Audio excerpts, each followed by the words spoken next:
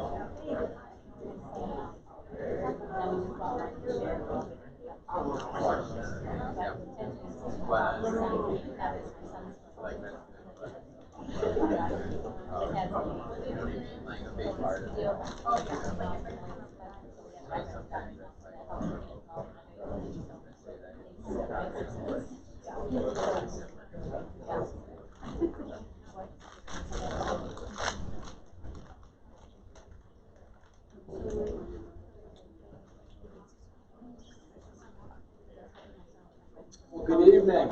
Is my volume good today? Yay, yay.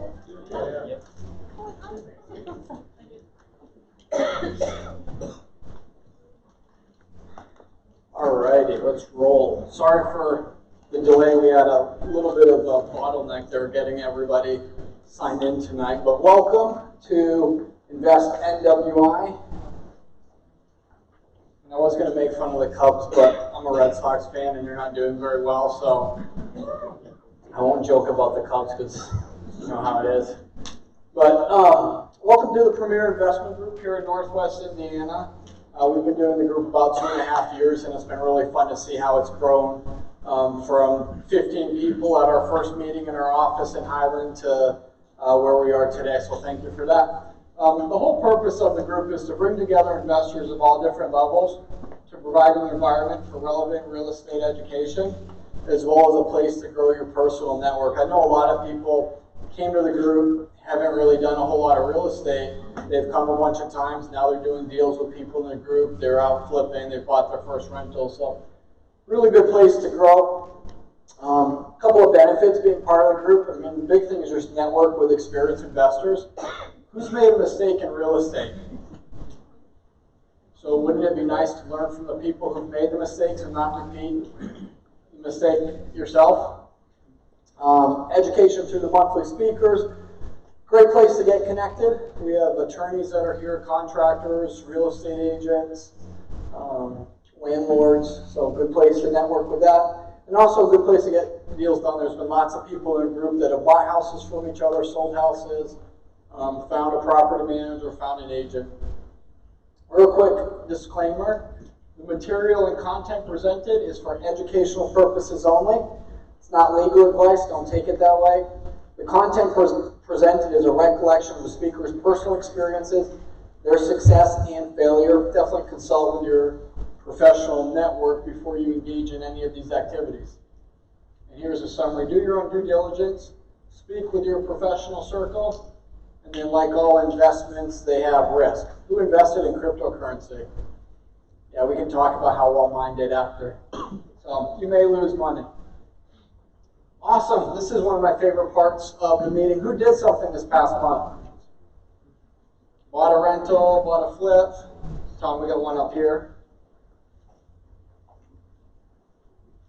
Give us the 30-second rundown on what you did. So I bought a 2-unit, and then a couple weeks later bought a 4-unit. Cool. Buy home.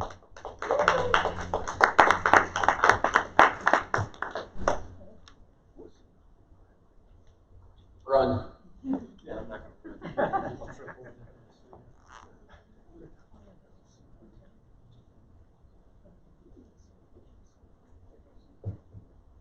Bought the first rental. Been a few weeks I've been here, but I bought the first rental a couple months ago, and tried it out and hopefully good success in Jared. Where's this rental? Jared. Cool. Who else did something? We're just going to bounce back and forth. Right. I'm in the middle. I sold my first flip. Cool. We'll have you talk more about that later. Anyone else do anything? We definitely need more details on your first one. I flipped one in Valparaiso and picked up 2 houses that I'm working on, Maryville and Crown Point, and a 9,000 square foot commercial building in Hobart. We'll see how that works out. That sounds painful. Anyone else do anything this past month? Cool. If you're not part of the Facebook group, it's Invest NWI Investor Group, and you definitely want to be part of the group. We'll put announcements into there about our upcoming speakers. But the biggest part of the group is, and if you're part of it, you see it, people post questions in there all the time. Hey, I'm having this issue with the tenant. What should I do? I'm looking for a licensed contractor in this city. What should I do? So just a good place to get some stuff done there. Regarding the membership, a couple of different options. You can just come and pay as you come every month. And the reason why we raise the money is obviously the room costs money, the food costs money, all of the equipment that we have here, the website. There's all a cost to that. If you don't want to pay as you come, there's a couple of options. For an individual, it's $120. For a couple or business partners, it's $160. The benefits of being a member, a couple of big benefits. If you can't make it to one of the meetings, you're out of town, vacation, sick, whatever, you can either watch it live as we stream it in the Facebook group, and it's a private Facebook group, it's not the regular one where you can post your questions, or on the member-only section of the website, we have all of the videos going back to beginning of 2017. So you can go watch all the previous speakers on that, plus you get the Think Realty magazine, that we get a new one every month for that. So we also do this drawing every month. If you brought a guest, Morgan, do you have any more guest tickets? No? Bill didn't bring a guest? All right, I have 5 guests today and 3 prizes, so I randomly grabbed 2 out. All right. We have, and I'll just do the last 4, 6707. Yes. There you go. I won't throw it, I don't want to hit anyone and get 6877. Have you gotten either of these yet? The coffee or the water? You want the coffee? Add that to your collection. And then, did I do 6649? All the way back, man, you're going to make me bust out the Tom Brady arm. I'll hurt myself. That's why I invest.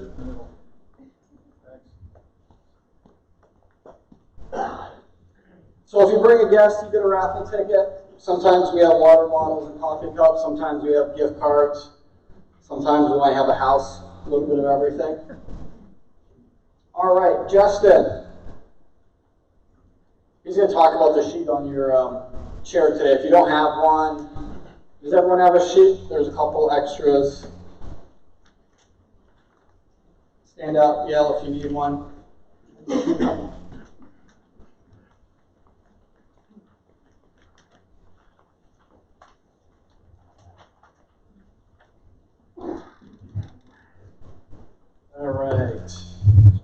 get to that,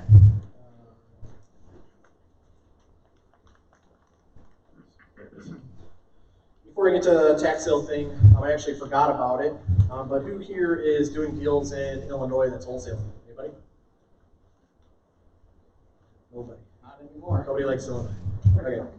Well, there was a law change this month that actually, to do wholesale deals in Illinois, the Attorney Bar Association and the realtors got together because they're tired of getting screwed over by wholesalers. And so if you're wholesaling in Illinois now, you're going to have to be a licensed broker if you do more than one deal. Expect to see that in other states. There's a few states that are cracking down, but in Illinois, the attorneys want to get paid. And they're not getting paid.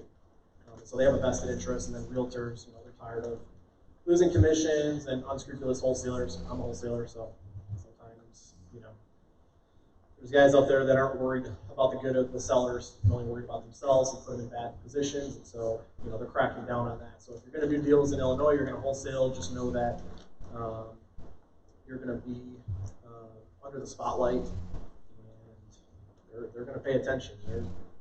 Whenever attorneys are involved and their money is involved, they're going to make sure they get paid.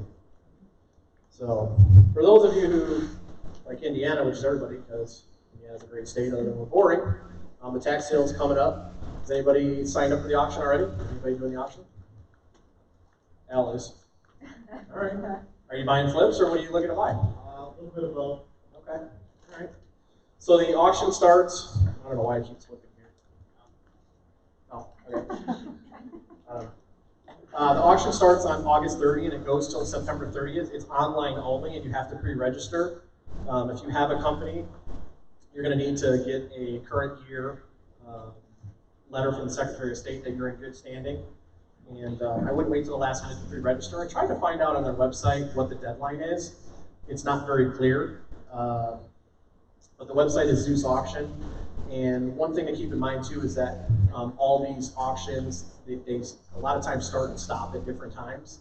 And the reason that is because somebody hacked their systems a few years ago, and they basically made it so nobody could put any bids in at the last minute. So now they stagger them so that doesn't happen. Just as far as some quick things, the minimum bid is going to be the amount of taxes owed and 1 year redemption.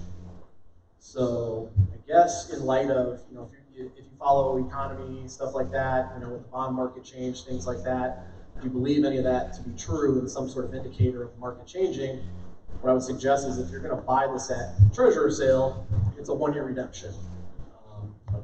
And that's just, I don't know. Sorry about that. I broke it. 1 year redemption, and then you're going to have to wait for court and wait for a deed and everything else. So I would advise you that if you're going to bid on these properties, just know that you may not get this property for 18 to 24 months. So, looking at that, you got to kind of think where the market might be in 18 to 24 months and determine, really if you want that property for whatever you're bidding for it today. That's part of the problem with the treasurer sale. You get some great deals, but if you're paying 50 cents on the dollar and then you lose 30% in 2 years, it may not be so good. I'm not saying it's going to happen. I'm not a doom and gloom guy, but, just keep that in mind when you're bidding. It's a long time until you see the property, and anything that happens to the property until you get a deed is not insurable. So if you pay $50,000 for a $200,000 house in Munster and they burn it down, you're not getting anything. So just keep that in mind when bidding. The attorney sponsor for the group is Mike Kovachkov. That's his contact info down there. They do a lot of tax sale stuff. If you use Indiana Title, that's kind of what they're known for, tax sale title searches. Even if you use other attorneys, they're probably going to send the title worker get it from Indiana Title. So reach out to Mike, regarding what it's going to cost to get the notifications done. I don't suggest you try to do it yourself. People try to save $1,000 after they spend $60,000 on a lien. It's kind of like doing your own heart surgery. I mean, it'd be pretty silly to do it unless you're a heart surgeon. Even then, very smart. But if you are buying with a company, you have to use an attorney. You cannot do it yourself.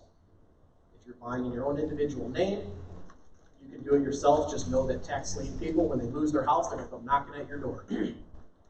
They will. When I did it, I didn't think they would, and they came knocking at my door. My life was very uncomfortable. So I suggest you don't buy in your personal name unless you want a bunch of people that are upset they're losing their house over a couple $1,000 knocking at your door. So just a couple things to think about. You know, after I said all the bad stuff, there's plenty of money to be made too. You know, just got to kind of keep some things in mind. It definitely is different than the in-person auction, which is in the spring, a lot less time of the redemption. Totally different because it's online, so you're basically bidding against, you have no idea. So, any questions? When they list the properties, do they list them just by legal description, or do they also put the common known address? So they're going to be, as far as the auction goes, they're going to be listed by parcel, and I suggest you buy by parcel. Now there may be an address associated with that, and I would suggest at the bare minimum you cross it with a GIS map.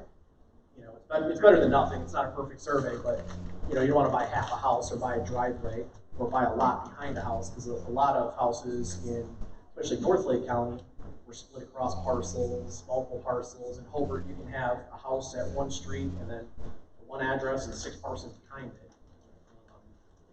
But yes, you are bidding on parcel numbers, not addresses. So don't make the mistake of spending a bunch of money on a vacant lot that you have to cut the grass on. Good question. What else?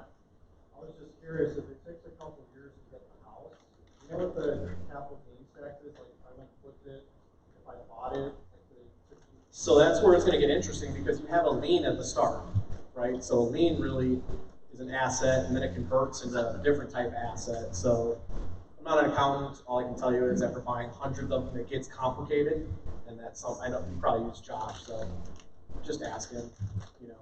And it probably won't be less than 18 months, but it could be 24. I would suggest not to bribe the county, but if you happen to bring the ladies lunch or a very nice Christmas card or something, you may get things done faster. You know, those ladies get beat up in that office. People come in screaming all day long. So the last thing they want to do is hear a bunch of greedy investors yell at them why they don't have their paperwork yet. So, you know, take care of Gina and the ladies over there, and you'll get stuff faster, because you figure even if it takes a couple months, if you buy a bunch of properties, you know, a lot of things can happen in a couple months. Good question. Anybody else? Good.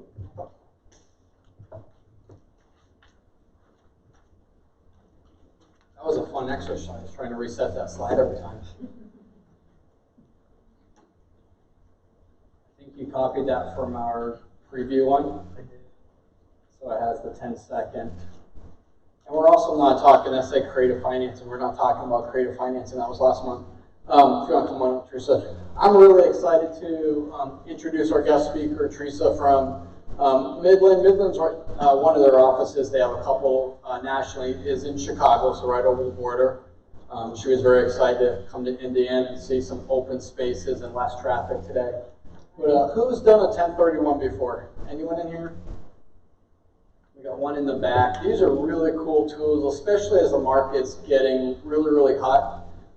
You know, for a lot of people that have been holding on to rentals that they picked up, you know, a decade ago when things crashed. Now's a great time to sell them because they're, you know, they're peaking. But you're going to realize a whole bunch of capital gains. So, and Teresa's going to go into the benefits of these, but this is a way to delay. You're not eliminating, you're just delaying having to pay that out. So, give us a warm welcome, and ask Teresa if you have questions. She is okay with you asking them during her presentation. Hi everyone, how are you? Thanks for having me tonight. I really was excited to come out this way. It was nice to actually see hills and trees and grass. I'll give you a little bit of background. I relocated to Chicago from Fort Myers, Florida. I pretty much lived in Florida for my whole life until about 1.5 years ago.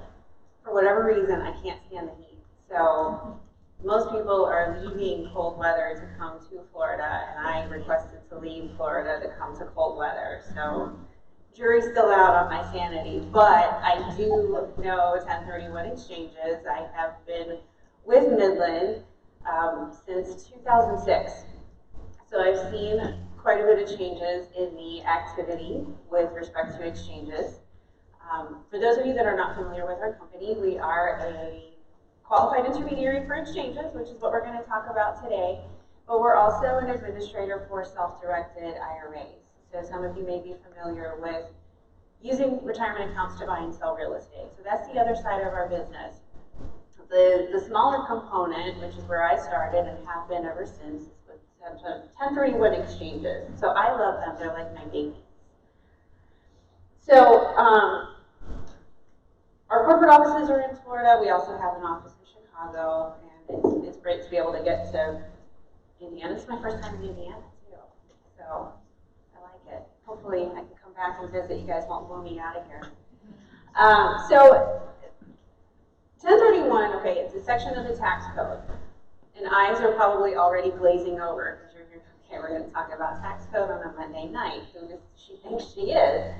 But 1031 is truly something that we feel is a gift from the IRS. It is geared specifically for real estate investors and business property owners.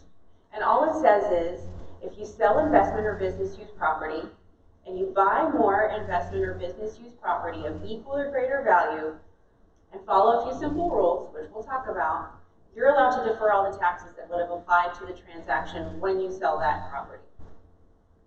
Pretty cool. No, it's not a loop. My dad calls it a loophole. I'm like, Dad, it's not a loophole. It's a legitimate section of the tax code. Well, he doesn't quite understand what I do, so when he introduces me to people, yeah, she does some loophole with the taxes. Go ahead, honey, tell him what you do. It's not. It's legitimate. It's section 1031. And that's really all it is. So our job as a qualified intermediary is to make sure that the taxpayer follows the rules so that they don't have any hiccups and they don't have any nasty letters from the IRS saying you owe us taxes. So one clarification I want to make right now is sometimes the question will come up when we talk about investment property specifically. Some people will want to know, well, can I sell my property and buy something in Belize or in a foreign country? Or can I sell foreign property and bring the money back into the United States? No. U.S. property and foreign property are not considered like kind to each other. You can, however, if you meet certain criteria, you can sell foreign property and buy more foreign property and defer paying the taxes, but you can't go out of the U.S. to foreign property or vice versa. So one way to look at a 1031 exchange is an interest-free, no-term loan from the IRS. Okay, because it's tax deferred. So sometimes people will call it a tax-free exchange. Some people will call it a tax-deferred exchange. Truly what it is tax deferral.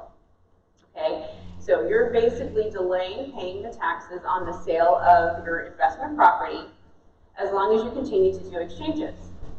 If you ever sell a property outright, you'll pay the taxes that you deferred. Okay, so that's the arrangement. It's as long as you continue to do exchanges, we'll allow you to continue deferring those taxes. But if you ever cash out, we're going to want to recoup those taxes that you deferred. That's pretty fair. Now there is a way to make it tax-free, and this is where it gets a little awkward in the conversation with some of my prospective clients, because they'll say, well, so it's not really tax-free. I mean, eventually I'm going to pay the piper. Not necessarily.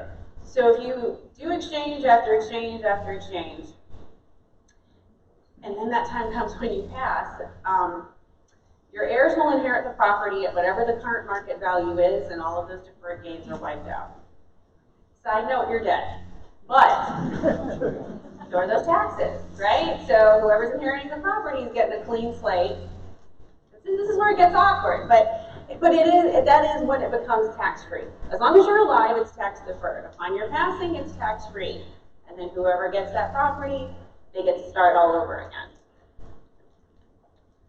So the parties that are involved in the exchange, so the taxpayer is the exchanger doing the exchange, and it can be an individual, it can be a trust, it can be a corporation, a partnership. Whoever is the one that is selling the property is the taxpayer completing the exchange. The qualified intermediary is who we are. It's an independent third party that's there to facilitate the exchange, and that's our sole function. So we are not there to prepare closing documents, find a property for the client, do anything other than prepare the necessary documentation for the exchange and coordinate with everybody else that's involved with respect to the 1031. Okay, so if somebody's coming to us, we don't want them to think that we're going to be going out finding the properties for them.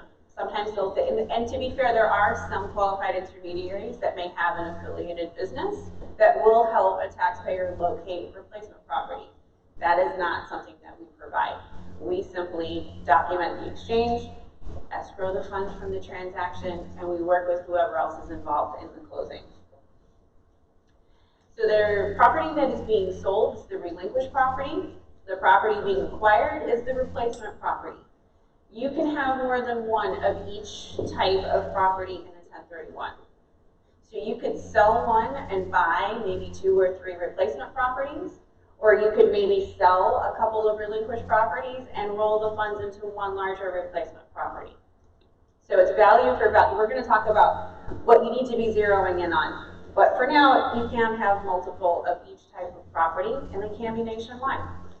So if you are selling in Indiana and you want to invest those proceeds into a condo on the beach somewhere, you can certainly do that, as long as it's held for investment or business use. That is the most important component, is making sure that what you are selling and ultimately purchasing is investment or business use property. So aside from tax deferral, which is the biggest perk of all, some clients want to know, well, why else are people doing this? What are some other benefits that are afforded to taxpayers? We have the opportunity to exchange out a property that is not generating any income, and perhaps rolling the funds into something that will generate income for you. So if somebody's selling vacant land, maybe they want to roll those proceeds into residential or commercial property. Because now they, yes? I just want to clarify, you used an example of a beach house. Uh-huh. We cannot use that for our own personal use. Well, you can. It has to be restricted though. So you are limited to the greater of 14 days each year, or 10% of the total number of days you rent it out to a third party. 10% or 14 days, whichever is greater. So those of you that might be familiar with IRA properties and you've heard there's absolutely no personal use whatsoever, that's absolutely true for IRA properties. For 1031 exchange properties, you can have personal use. But you have to make sure you keep it within that threshold. So to kind of elaborate a little bit more on that, if you're going to be using it personally and staying within those parameters, you have to make sure you're also renting the property out at fair market rates for at least 14 days each year. So in 1 year, if you rent it out for 14 days, the most you can use it in that same year is 14 days. If you rent it out for 20 days in a particular 12-month period, you can, 200 days, you can use it for 20 days. So there's a little bit of flexibility there with respect to personal use. Good question, thank you. Do you actually have to bring it out and notify or available? Okay, so I want to make sure I heard the question. So is it, do you actually have to have it rented out or just available for rent? Was that the question? You do have to be able to show you rented it out to someone else, even if it's for the 2-week period. Now, we're not going to ask for that, but if the taxpayer were to be audited, they're going to have to show, here's my rental records and here's who I rented the property out to, particularly if you're using it personally. If you're not, there are some clients who maybe just say, you know what, I want to hold it for a little bit. I'm not sure what I want to do with this, but I want to make sure I'm renting it to the right people. I'm not just going to rent it to some, for example, college kids on spring break. You know, this is a big investment of mine. Don't use it then. If you're not going to, if you have it available for rent, but you haven't rented it out to anyone, don't use it personally. Because that little distinction will disqualify it from being a 1031 property, if you want to do that. And by the way, this only applies for the last 24 months. So if you bought something originally, and let's say it was a vacation property of yours, and then eventually your plans changed and then you decided to rent it out to somebody for a couple of years, keep that personal use to a minimum within those thresholds for 2 years before you actually exchange it, and it'll qualify. So it's not for the whole time that you own it, it's for the 24 months prior to selling that property that you have to be mindful of those use restrictions. We kind of touched on this already, but some people want to move markets. So we've got clients who have the long-term objective of retiring in Florida, for example, but maybe they've got property all over the place. Then they think, you know what, eventually I'm going to retire there, so I want all my rental properties down there. I'm not going to want to be checking on my properties that are everywhere under the sun. Let's sell everything off and let's move everything down to Florida. So by the time we decide to retire, our investments are there, we'll be living there, it'll make it a lot easier to manage. Take it one step further. If you plan far enough ahead of time, someone could exchange, so let's say in this example, somebody sold 3 properties, rolled the funds into one larger property in Florida, hold it for 2 years as investment property, rent it out. After that 2-year period, if they wanted to move into that property, they could, and make it their personal residence. No taxes are triggered at that time. The only time there will be taxes is if they ever sell that property outright. So planning goes a long way with 1031 exchanges. There's a lot of things you can do with it.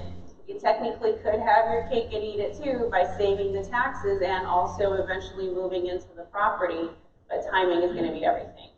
If somebody's looking to sell off properties, do an exchange, and buy something they're going to move into immediately, that's not going to work. But if they can wait, if they can be patient and plan it out, there's an opportunity. We had one client, and I always love to share this example because she was a trip. She owned a property on Captiva Island in Florida. She had intended to leave it to her 3 children. And then as the children and everybody got older, she started to realize they're not going to agree on what to do with this property when I pass. So I'm going to get ahead of this. I'm going to sell that Captiva property. I'm going to take the funds, do an exchange, and I'm going to buy 3 smaller properties. Through her estate planning with her attorney, she was able to designate 1 property per child. So upon her passing, she was able to give each child his or her own property to do with whatever they wanted to do. If somebody wanted to sell it, they could. If somebody wanted to hold on to their property, they could. So she said, you know, the whole tax deferral thing was great, but what was even better was I still got the last word in even after I was gone. And for me, that was priceless. She said that was worth it 10 times. So whenever we're talking about exchanges, whether I'm talking to a prospective client or I'm talking to a realtor or an attorney, CPA, whoever it is, and they say, listen, I just need to get some information on a 1031 exchange. What is it? What do I need to know? We go over the 5 basic facts. And I promise you, if these 5 facts make sense, then you know 90% of what you need to know about completing an exchange. But that being said, I do want to clarify that you're not expected to leave here as exchange experts. This is just for your own enjoyment. You just need to know who to call if you ever have questions on an exchange. Fair enough? Everybody with me so far? This is riveting stuff, isn't it? This loophole thing. Okay. All right. So the first rule is that it's got to be lifetime property. What do I mean by that? All I mean is investment or business use property. That's it.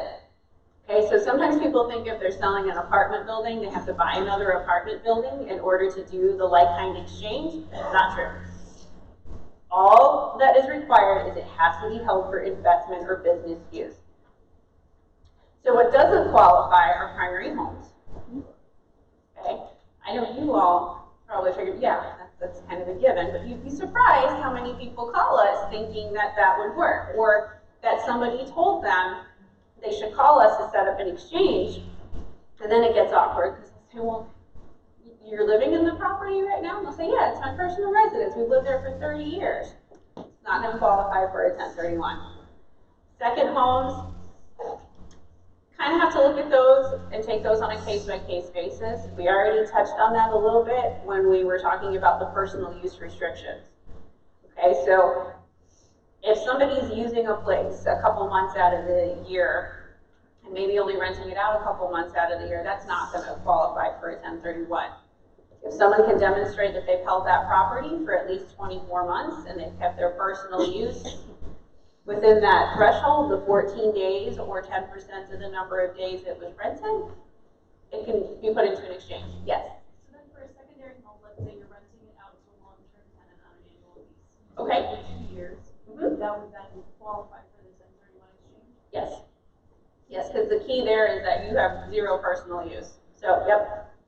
Yes. So you buy a rental and have it for 24 months, Mhm. and then you can and then sell it, and then you can add it in 1031.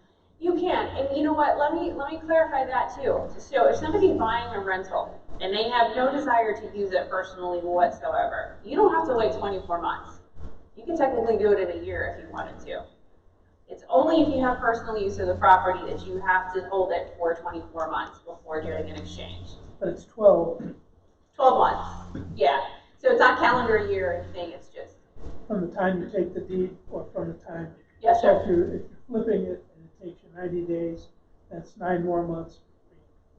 Yes, so that's a good distinction too. So if you're flipping a property, you want to be really careful because you want to make sure that your intention with the property is truly to hold it as an investment and not to buy it, fix it, and then resell it.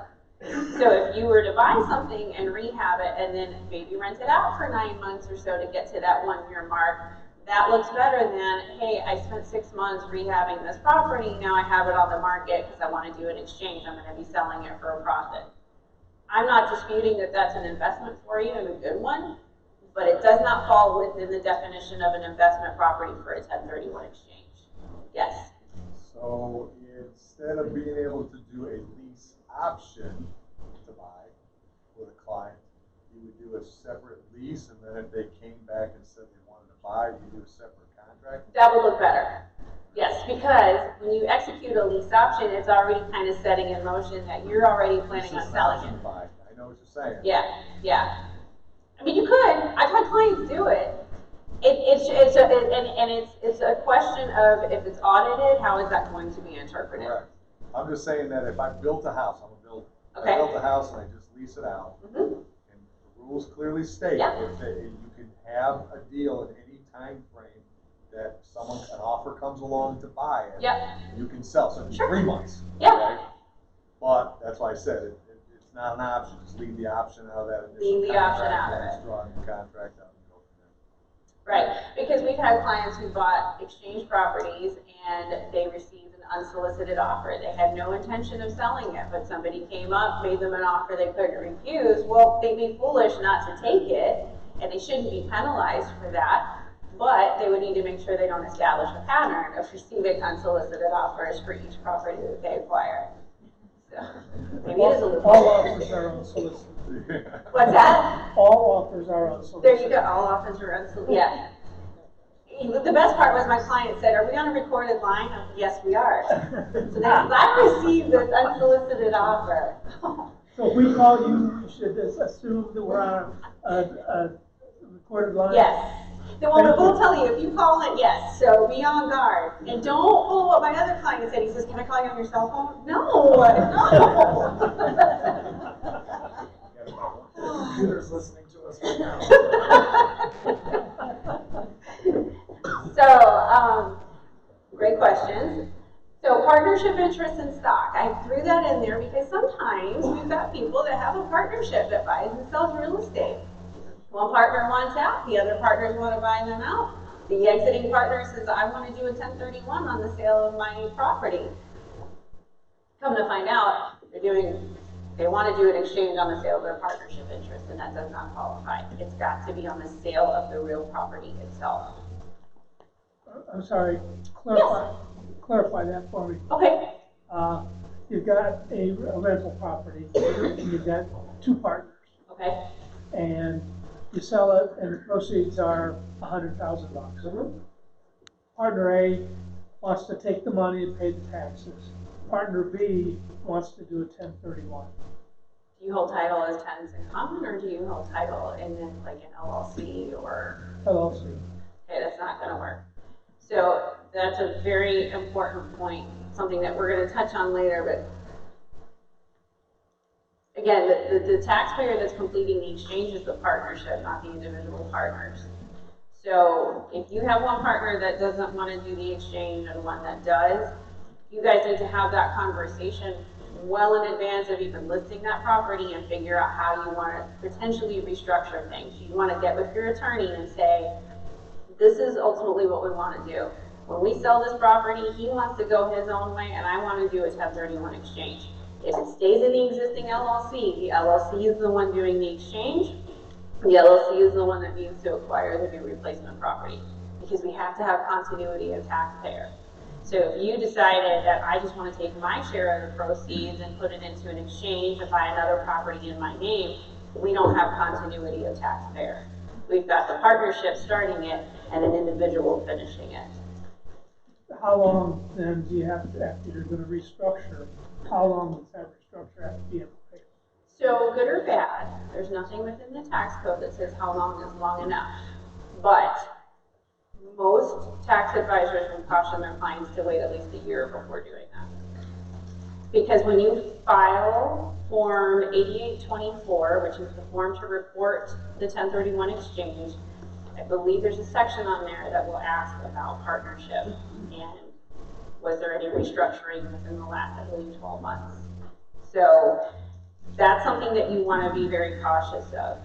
Worst case scenario, have the partnership complete the exchange and then have the partner buy the partner out, do what you got to do after the exchange is completed. However, you still want to make sure you hold the property in the appropriate taxpayer name for at least a year before making any changes to the ownership structure. So what you've asked about is basically known as a drop and swap or a swap and drop. That's what I was thinking. Yeah. So you're rolling the dice, and it's a red flag if you do that. If you guys already have a property listed and under contract to sell, don't make any changes to your ownership structure, because it's a red flag and it could potentially just completely disqualify your exchange.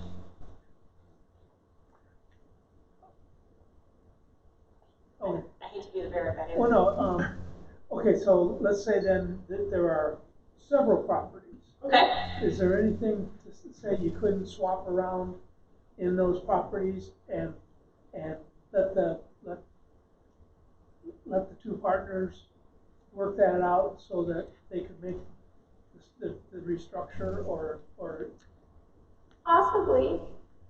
They might.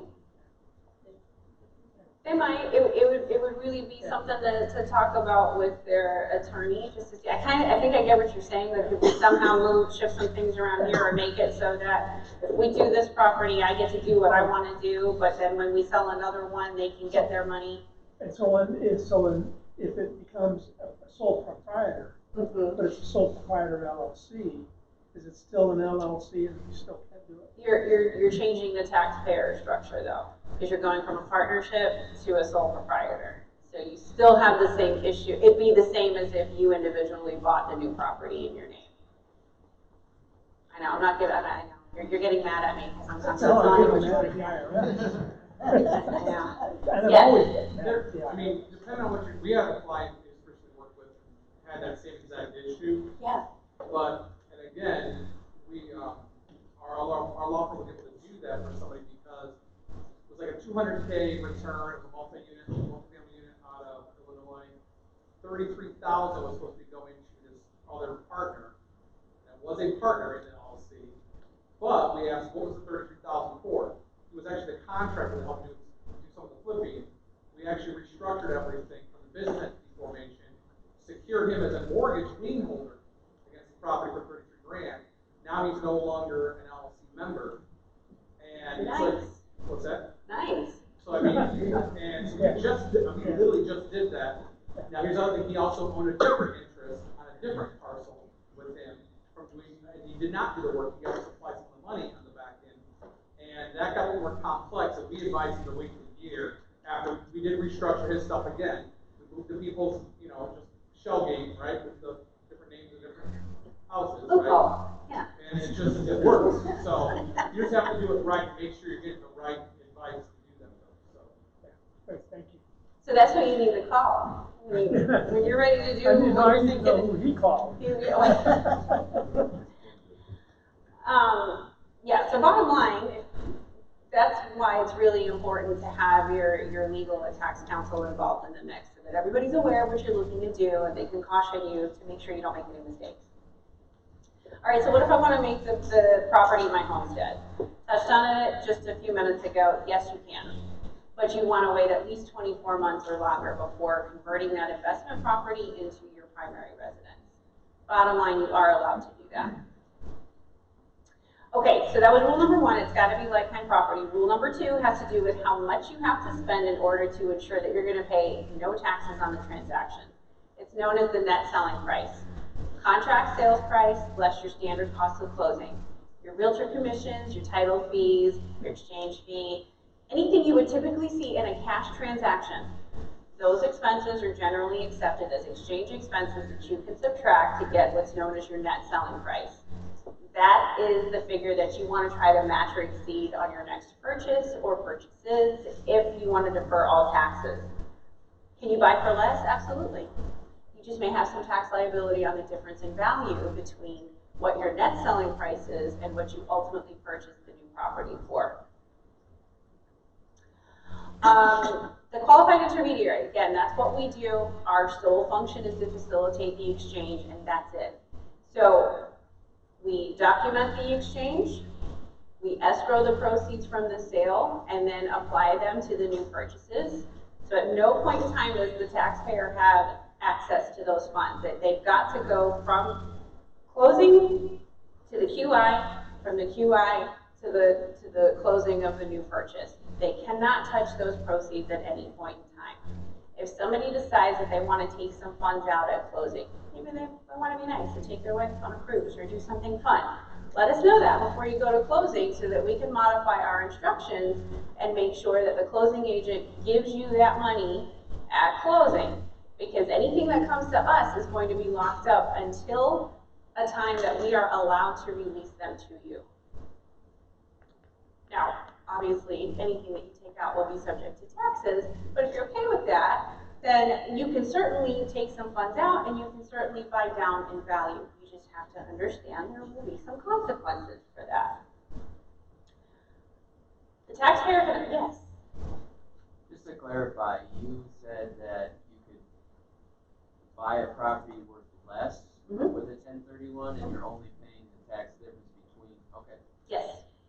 Now, if it's significantly less, then you want to even see if it's worth doing the exchange. You know, if we're talking just a little bit of a difference, it's usually still worthwhile. But we've got clients that are selling for $1 million and they only want to buy for $100,000. It's like, yeah, there's no point doing the exchange at that point. So say you didn't use it all, Uh-huh. how long do you have to invest the rest of it? Like buy another, you said you can buy multiple, or do you have to have a plan like you? Great question. That's actually going to take us into our deadlines. So, I can wait. you do, okay. You're just setting it up for me. There you go. Okay. And I did not plant these people to ask these good questions, but yes, we're going to cover that. FYI on the QI. So, okay, I'm going to let you know a little secret. This is not a very heavily regulated industry. Perfect. Awesome, right? So I'm asking you to trust me. But it is true. This is not they're trying to change that. Now, there are state requirements for qualified intermediaries, but on a federal level, there's not a whole lot of regulation. So if every single one of you decided, that was such an awesome class, I'm going to go ahead and set up my own 1031 business, because she made it look really easy. You can do that, right? Some people don't ask questions. Are you surprised, by the way, when you encounter people who don't ask any questions whatsoever? They're just so trusting. If they're like, yeah, call this guy, he'll do it. And you're like, well, did you ask any questions? Like, how long have they been in business? What's their background? How do I know my funds are safe with you? We get the whole gamut. I did a deal for a guy that was $15 million, no questions asked. He simply said, my attorney said to call you, so I'm calling you. I had someone that did a $25,000 deal and did everything short of asking for my blood type, which everyone should be doing, by the way. I do searches on people before I date them. So if I'm going to ask somebody to trust me with their money, they should be doing their due diligence. So I just want you all to know, just because somebody says they're a QI, do your due diligence on them just like you would anybody else. Make sure that you're comfortable using them. Make sure that if you're working with clients, that they're comfortable using them. That being said, there are certain people that are prohibited from acting as the qualified intermediary. The taxpayer cannot act as his or her own QI. any agent of the taxpayer, so their attorney, their CPA, their realtor, if they have an existing relationship with any of those individuals, that person cannot also act as their QI. If it's been 2 years since they've worked with that attorney, CPA, or realtor, then they could technically act as the QI. So there's nothing to stop them from doing that. Lineal descendant of the exchanger, that's never a problem because most people will say, I'm not trusting my family with any of my money, so you don't have to worry about that. I'd like my attorney to handle it, but I will never let my family touch it. Would we expect to have our accountant or our attorney be able to tell us where to go? Ideally, yes. Ideally, yes. I think that would be a great place to start. If you already have a relationship with an attorney and a CPA, start with them and say, hey, I'm thinking about doing an exchange. Do you work with someone? And then when you talk to that QI, there are questions you can ask them, like how long have you been in business? Are you bonded and insured? Can you send me proof of that? From your point of view, though, would it be the banker, the accountant, the lawyer? I would say, so more often than not, most of our referrals come from the title agent handling the closing or the real estate attorney. Very rarely does it come directly from a CPA or just the taxpayer's attorney that handles their business affairs. It's typically going to be whoever's handling the closing. And it makes sense because they're doing closings day in and day out, so they've had the opportunity to work with various QIs, and they're going to be able to tell you, yeah, go with that one, don't go with this one because they're a little slow, or whatever the reason may be. Their eyes tend to roll back in their heads when you start to ask them that 31 questions. They do, yeah. The best is when we tell a client, when they ask us about tax-related questions, and we'll say, well, you need to talk to your tax advisor. They told me to ask you. Okay, well, this is uncomfortable because that's a question I can't answer. But we could get them on the phone. So if there's ever a question or if there's ever anything where the tax advisor attorney is not quite sure what's going on, usually a phone call with the QI and the attorney or CPA can clear things up, and the taxpayer. So, and to be fair, most of them aren't going to know the logistics of a 1031 right off the bat. So don't beat them up. I feel like I don't know if you have a QI. It's okay. It's not the main practice. It's just, do you have someone that if we were to send you a reference from section 1031, so about the partnership drop and swap, I can send you and point you specifically to the tax code where it speaks on that and what to be cautious of. Where I would tell you to consult with your tax and legal counsel is have them review this and see if they would advise you to proceed with what you're trying to do. So we can provide the reference for those people to review, but they're not going to know off the bat. If you were to call them and say, hey, tell me about this drop and swap 1031, I'd be surprised if they knew that right off the bat because it's not something that they run into every day. So don't go beating everybody up and say, I heard this check last night and she says you should know about 1031s, you're fired. Don't fire anybody. Timing rules for an exchange. So you have two main deadlines that you want to be mindful of when you're doing an exchange. Do not get an indefinite amount of time to complete these. You have a total of 180 calendar days from closing on the sale to complete the exchange. Meaning, you must close on all intended purchases within 180 days of closing on your sale.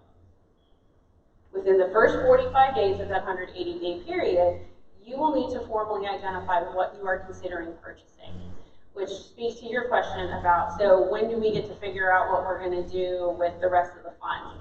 You need to have a game plan of what you're going to do pretty quickly.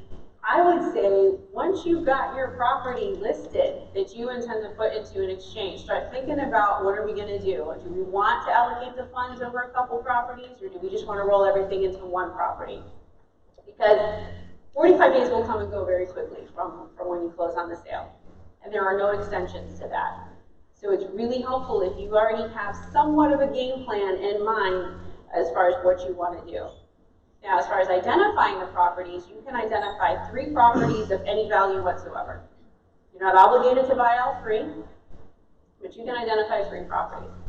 If you want to identify more than 3, you're allowed to do so as long as they don't add up to more than twice what you sell your relinquished property for. So, yes? So instead of a property, can you buy into a present ownership? Somebody wants you to come in and buy a share of that property. Great question. So how are you buying that share? Are you buying, like, are you membership interest in an LLC or? Possibly, yes. No. So you have to be buying a direct, sorry, I didn't mean to be something, no. It's a great question and it comes up very often because it makes things a little bit easier, right? There's an existing partnership or LLC that already owns the property, I just want to buy in. Unfortunately, what you are acquiring is not a direct interest in real estate. You're buying the partnership interest or the shares or whatever it is. You're not buying the direct interest in the property.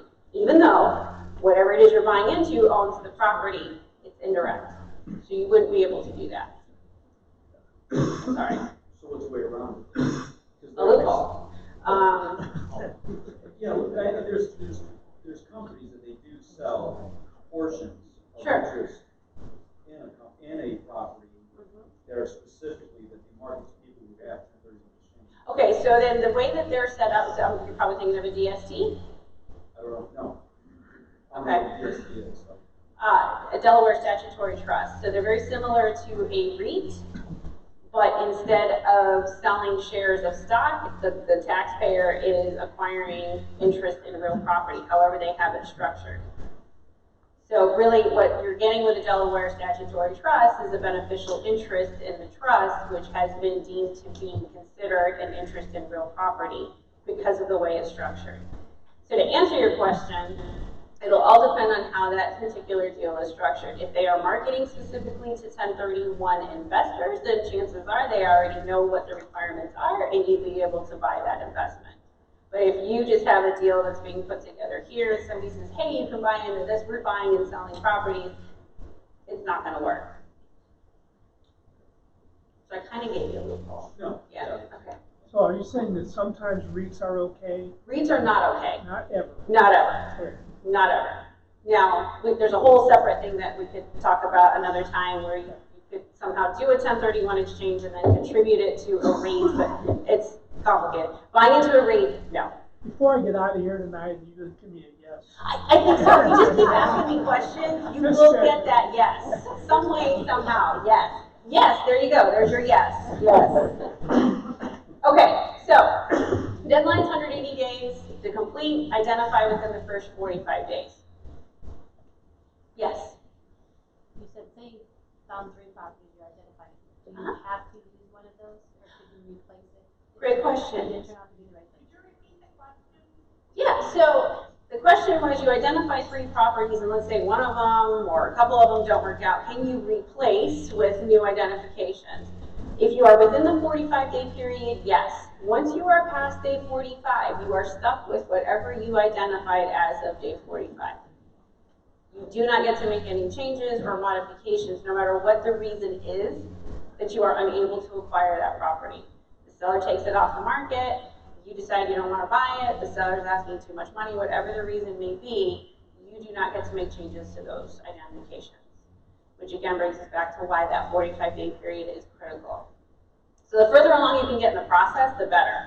Most of our clients will make a point of going under contract and trying to get it closed pretty quickly after closing on their sale.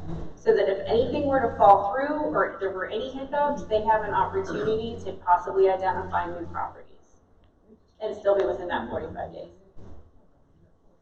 Somebody have a question? Yes?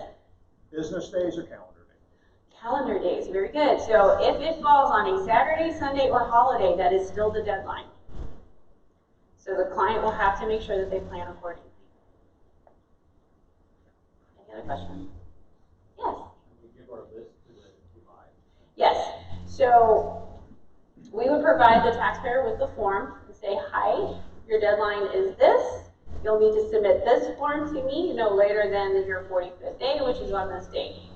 And so that between day 1 and 45, I kind of turn into a little bit of a stalker. Because if you don't answer me, I get nervous. And when we start getting to day 43 and you're not answering my calls or my texts or my emails, I'm coming for you, because I don't want you to lose the opportunity to identify properties. If I receive something and it is after midnight on your 45th day, or technically your 46th day, I can't accept it. So it's really important that you stay with that timeline and get your property identified in a timely fashion. I have some clients who wait until 11:59 p.m., which is awesome. And then he wants to know why I'm not answering my phone. So we just covered that question.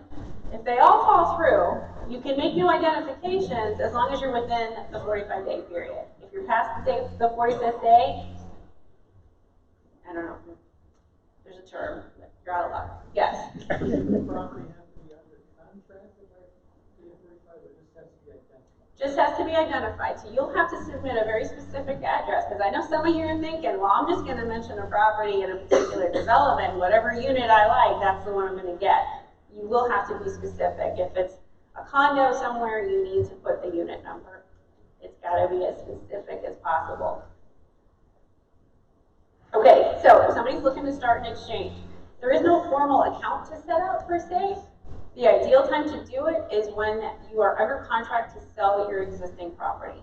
That's the time you want to reach out to a QI and say, hey, I'm under contract, I want to do a 1031. Typical setup time, I mean, literally, as long as the QI has all the information that they need, copy of the contract and your information, it can be set up within 24 hours, if not sooner. You don't want to wait till the last minute though, because you know what? Closing agents don't like that when you're at the closing table and then you go, oh my God, I meant to set up an exchange. So don't do that. You can. I'm going to give you a yes. Yes, you can. If you're at the closing table, you still can do that. They just don't like it. But don't leave the closing without setting it up. If you were so crazy busy and you meant to and you thought someone else was handling it for you and you realized, oh my God, no one did, do not leave the closing. Get it set up, because once you leave, the opportunity to do the exchange is gone. You just thought I was that kind of guy, right? No, I wanted to deliver that yes. Otherwise, this whole night would have been a failure. So yes, you can. Now, ideally, there should be language in the contract that allows either party to effect a 1031 exchange if they want to. I don't know if in Indiana, is that standard in your real estate contracts that either party can do an exchange? Maybe, maybe not. Yes? Judge, one thing I want to say is that if you are intending to buy a property through a 1031, or you're going to sell your first one, you establish your list, make sure you don't use a very standard-driven, state-approved real estate contract. Get something that has more custom language in there for you, because if in the event your seller does not close for whatever reason by day 180, you have to have some pretty good teeth in there for some of the taxable consequences that's going to occur to you. If you use the standard real estate contract that's provided and drafted by our friends downstate, it will not provide for those protections. So, yes. There you go. You do want to have it referenced, especially because we've had some clients save their exchange by indicating that the purchase, particularly, is going to be part of their 1031 exchange. It served as identification. So we don't suggest that. The QI will want the taxpayer to identify the property directly to them. But in the event that the client somehow, whatever happens, I say I faxed it, we didn't get it, I emailed it, we didn't get it. But if it's stated in the contract, and the contract is dated on or before the 45th day, they can use that as our identification. They have something to back up, because the tax code specifically states it can be identified to the QI or to the seller of the replacement property. But we don't give them that option, because we're supposed to be signing off that the taxpayer actually did do it in time. And so the only way for us to certify that is if we receive the identification. But we had a client who did that. He identified it on the contract and specifically stated that Midland 1031 was acting as QI for this purchase for their 1031 exchange. Very clearly stated. He was able to save this exchange just simply with that. So make sure it is in your contract. What are some common mistakes people make? So this is something that I think is important because you want to learn from other people's mistakes, as Adrian mentioned earlier. Not getting the exchange set up in time. I can't tell you how many people call us and say, I want to set up an exchange. Cool, when are you closing? We closed last week. Okay. Now when you say close, yeah, I got the check, I got the money. Okay. That's not going to work. So it brings me back to, if you're at the closing table, there's still time to set it up. Once you leave, and if there's no QI in place, you are out of luck. So we make sure it's set up in time. Not meeting the same taxpayer requirements. So some people will sell as an individual and they'll want to buy in a partnership, thinking, well, I'll roll my proceeds or my share of the funds into this more expensive property. I've got a buddy here. We're going to form an LLC and we're going to buy this property in the LLC. For liability purposes and just for the business sake, it makes sense to buy in an LLC. However, you are violating the same taxpayer requirement for your exchange when you acquire in an LLC, as opposed to your name individually, or however title was held in the relinquished property.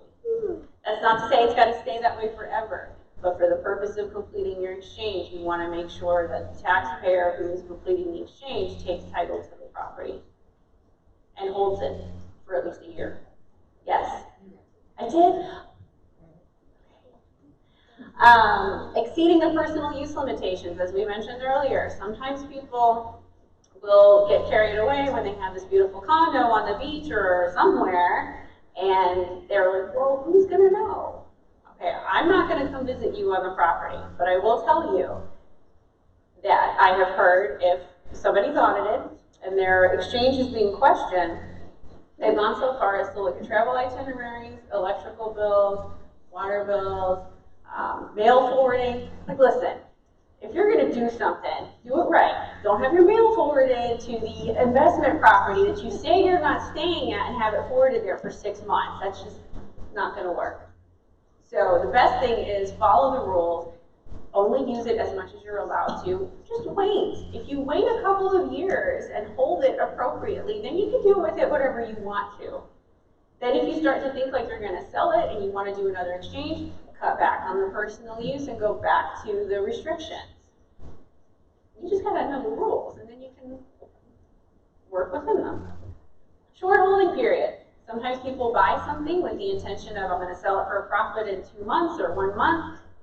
I don't suggest doing that. Every situation is different. If somebody gets an unsolicited offer from someone and it's just too good to pass up, I'm not saying you can't do it, but you need to make sure that the next property you acquire, you're going to hold for at least a year or longer. You do not want to establish that pattern of short holding period, which also speaks to the unclear intention of the taxpayer. You want to make sure that the intention is truly to hold it as an investment and not to fix and flip or buy with the intention of immediately reselling it to somebody else. Okay, so real quick, sometimes people want to know, what if I am in the process of listing my property or I'm waiting for a buyer, but I already found the replacement property that I really like? Can I buy it, and then when I eventually sell my current property, still do the exchange? Yes, it's known as a reverse exchange. That's a completely separate class on its own. Just know for right now, you can buy first and then sell and still do the exchange, but it is a more complex exchange, and it is more expensive to do this type of exchange because our function is not only as a qualified intermediary, but we're going to be taking title to the new property while you try and find a buyer for the old one. But you can buy first and then sell. Somebody have a question? Yes? Time? Yeah. Like how long do I have, or you just hold the property? God, I thought you were telling me like my time was up. I was like, oh my God, I'm sorry. Time. How long do you have to own the property? Yeah, no, how long do you guys hold on to it, or you just charge a monthly rate? Oh, no. Okay, so time. So you still have 180 days from closing on the purchase of the new property to close on the sale of your existing property. After 180 days, I'm giving it back to you whether you want it or not. Okay, but the upfront fee, just to give you guys a comparison, it's $995 typically to do a standard exchange when you sell first and then buy. To do a reverse exchange from start to finish, $4,500. May still be worthwhile depending on how much gain you're looking to defer on the property itself. But I typically will encourage clients to make that your last resort, if at all possible, so that you can do a standard exchange. Follow-up question a lot of times is, what if I'm looking for replacement properties and they're really much, much less in value than where I need to be, but they need work? Could I somehow include the improvements in the value of my exchange? Short answer, yes. It's known as an improvement exchange. Kind of functions like a reverse exchange. We're going to take title to the new property while the improvements are done. At the end of the exchange period, we transfer it to you. You get the value of the property plus the improvements as your replacement property value. Yeah, that's a lot. Just know you can buy something that can be fixed up, but that's something you're going to have to also determine during your 45-day period. You're going to have to know what direction you're going, and that's what we're there to help you with if you've got any questions on it. But for the purpose of tonight, yes, you can buy first and then sell. You can find properties that are lower in value and need work and still have that as your exchange property. Those are those 5 rules. I'm happy to send a PDF copy of the PowerPoint if anybody wants it.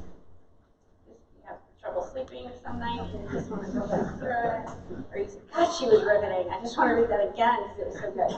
I do have business cards. If anybody has it, that's me. If anybody wants to take it and has questions in the future, brochures, I want to thank you all very much for having me here. I'm sorry, Adrian, if I went too, did I go too long? Okay. Yes. Why is it short period of 45 days and then between 45 and 180? Why is such a big time period there with such a short time? Not my rule. That's the IRS. That's Internal Revenue Code. Yeah, I have no idea. In my opinion, it should be you buy something within the 180-day period. Let's move on. I think the reason why the 45-day was implemented was because for some people, they were treating it like a little bit of a loophole because they didn't have any intention of truly doing an exchange. So if somebody is selling a property at the end of a year, for example, okay, let's say they sell a property in December or in like mid-November. So you carry over into the new year. Your 45th day carries over into the next year. If they don't identify any properties on day 45, we return the proceeds to them on day 46.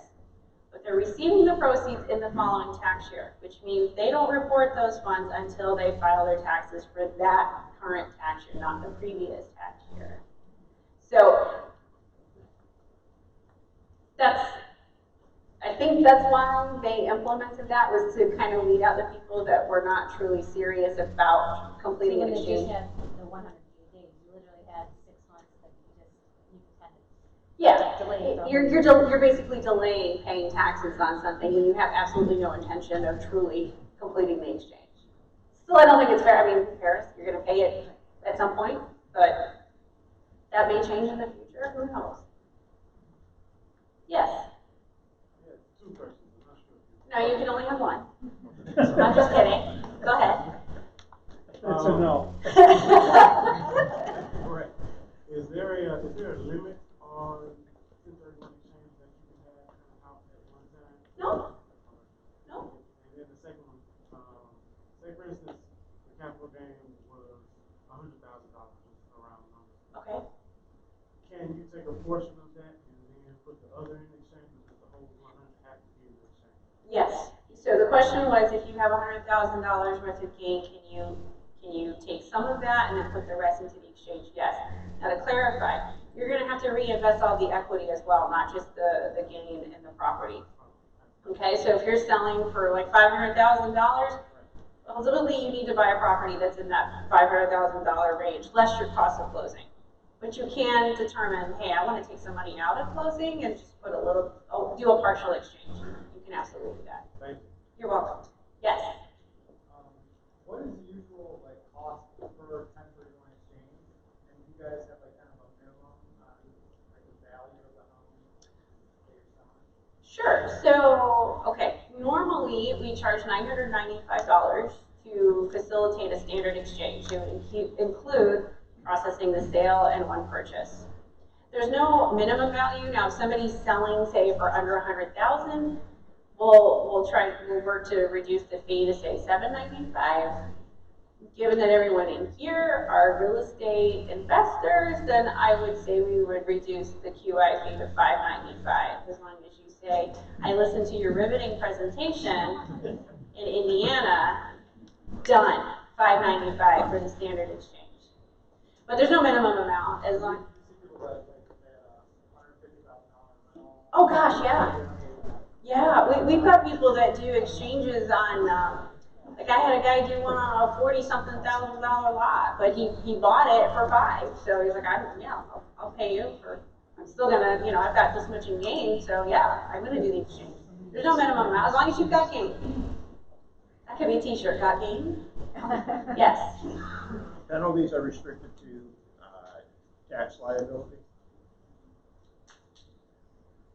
You mean if somebody's audited? Well, I mean, if you don't go through with the Yeah, okay. So one penalty, I think it's a penalty, is that you pay the QI fee up front, whether you complete the exchange or not. So yes, in addition to, okay, let's say day 45, you decide I'm not identifying any properties, I just wanted the opportunity, but I didn't find anything. We return the money to you on day 46, it becomes a taxable sale again. You file your taxes, pay the taxes on it, but you'll still be out the QI fee. Yes? My construction company sells one of our rental properties. Okay. My construction company builds another rental property within that 6-month period. No personal names on the original title of property. Construction, same construction, same construction. If I understand it right, we can sell that property, establish you as the QI, use construction funds or loans to build a duplex. You would buy it back, you give us the money, less any left over. Is that correct? As long as it's done within 180 days. I have occupancy permits within 180. Okay. Yes. So I just want to understand, are you the one, you're selling and then you want to buy you want to buy a new construction? Some of our older properties and build it. Okay. Yeah, as long as it's completed within. As long as it's completed. Yes. And I start it before the other property gets sold. Yeah. In other words, can I have a foundation in permitted earlier, and then so I can assure myself that 6 months is covered. If you have the means to do that and you're able to, because we do suggest that to clients, when by day 45 they're like, we're looking at new construction, we're like, really? I mean, that's awesome. But in Florida particularly, it's like, you do know we're still in hurricane season, right? Yeah, the further along you can get and start that process and get things moving, the better. Because then that buys you that time. As long as you don't close on it. Right. Yeah, don't take possession of it, and you can get as far as you possibly can with it. That's awesome. Yes? You have the property that's in 1031, and you passed.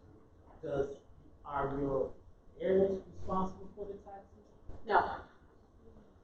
They'll inherit it at whatever the current market value is. Yes? Even if it's an LLC. So that, I'm going to say I'm not entirely sure how that would be handled, given that it would be held in I'm assuming a multi-member LLC. If it's a sole member and if it's treated as a disregarded entity, then I'm not even going to speculate. I would like to think that it would pass through to the individual, but I don't know. I don't know. That's the honest answer. I can find out, but I don't know. I know, right? God, I was doing so well. Anybody else? Oh, come on, let me end on a high note. Don't let me end on an I don't know. What's your phone number? 239-980-8646. There you go. Anybody else? Do you feel like you learned something tonight? Absolutely. All right.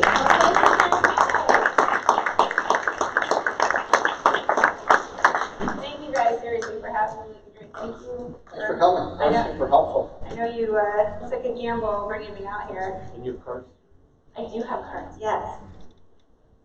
From Chicago, you drive? Yes.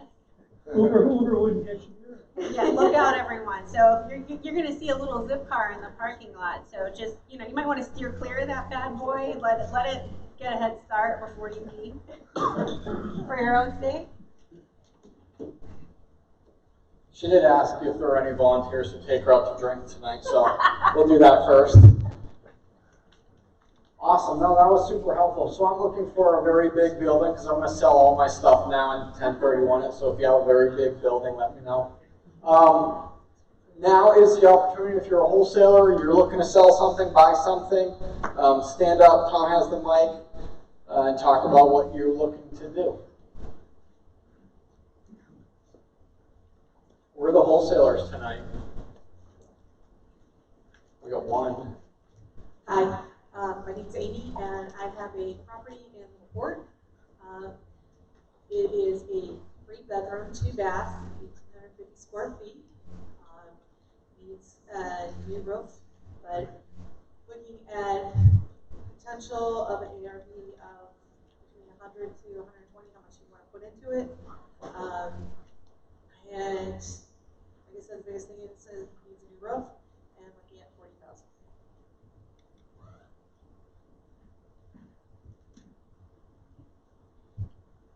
All right, where are my Cedar Lake buyers at? Any landlords, flippers in Cedar Lake? One? Okay. So I have a house in Cedar Lake, about 6 blocks away from the lake. 3-bed, 1-bath, ranch with a 1-car garage. Looking for 65 grand.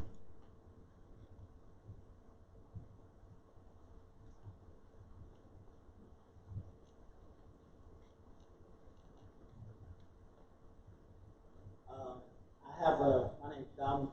I have a property in Valparaiso. It's a joint venture is what I'm looking for. Short-term joint venture.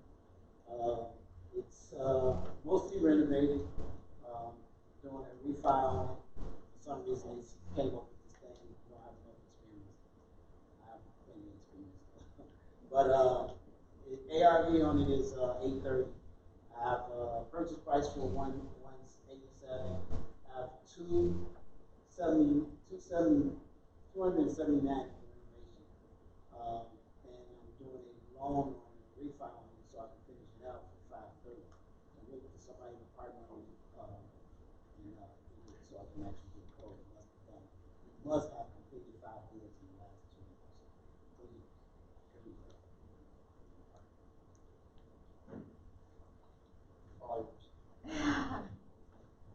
Anyone else have anything? Awesome. Okay, so that's all we have for tonight. Next month, we're actually going to be across the hall. So if you want to guarantee yourself a seat, come early. That room over there only holds about 100. Next month, we're going to have a women panel. Got a couple of ladies that have been in real estate for a little bit that have done some deals, and they're going to chat about their experience. So it's going to be fantastic. And then if you just go on the website, we have the rest of the whole year planned. So we have an appraiser coming in to talk about that process. Please be nice to them. They don't kill all of your deals. Funny story, I had someone call me today that's going to look at one of my houses tomorrow. And this individual was already questioning my purchase price, how much work I put into it, all that. I'm like, just look at the house and give me the value that it should get. So that will be in October. And then in November, we're going to have a rental panel. So we'll have some landlords, property managers, Q&A for that. So we got a great rest of the year planned. It's the third Monday of every month. So if you missed the promotion on Facebook or you don't get the email, just put in your calendar, third Monday of every month. So we have the room for another 45 minutes, plenty of food left. Grab a couple of cards from some people and eat up the rest of the sandwiches.